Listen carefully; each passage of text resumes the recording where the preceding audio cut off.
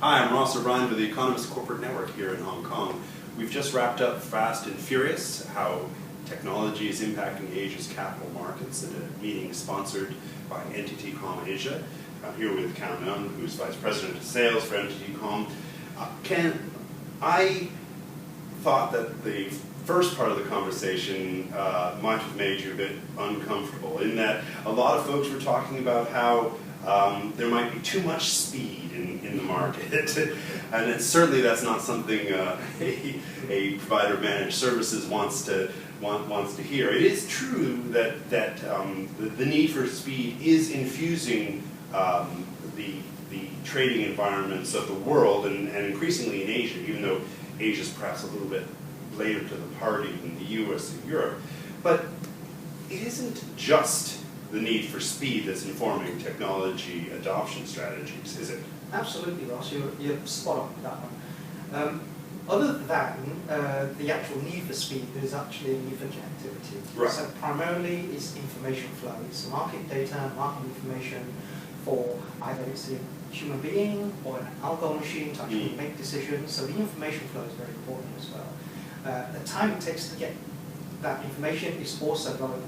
Right. At the same time, we talk about the high-speed traders who need this information faster, quicker, so that they can actually trade quicker in milliseconds, etc. That is still there.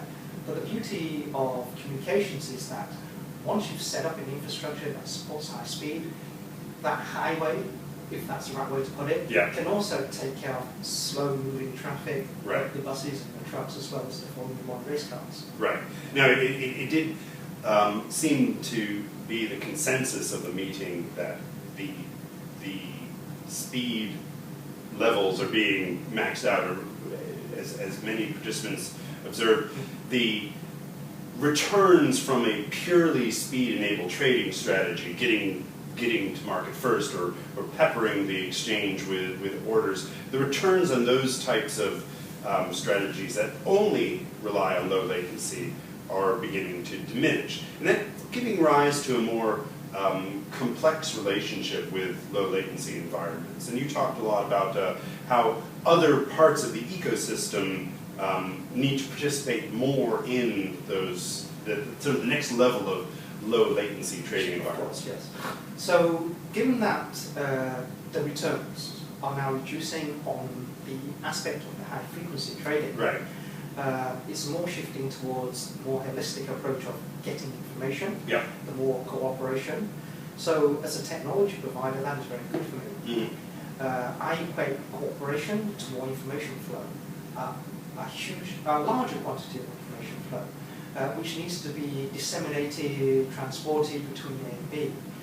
So as a technology provider in telecommunications, I'm going to see, as a result of this trend, probably an increase in requirements for the actual network capacity that supports the next wave of probably the trading environment. Right. Now,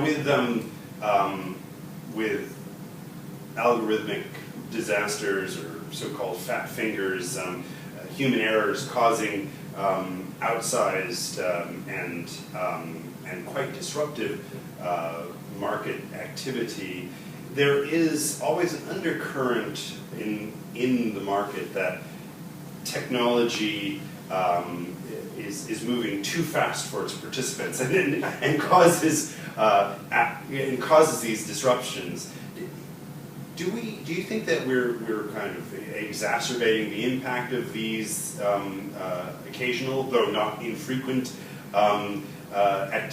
actions or disruptions in the market? And if we are, what can be done about it to kind of lower our collective blood pressure?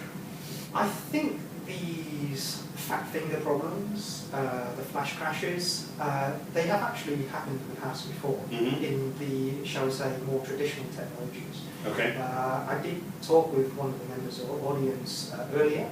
I mentioned that prior to electronic communications, it was the tallest trader on the floor who was able to shout the loudest, who got to trade quicker, as opposed to today, who can tap the fastest. Right. So I think it's inherent within the actual trading community that there will be crashes.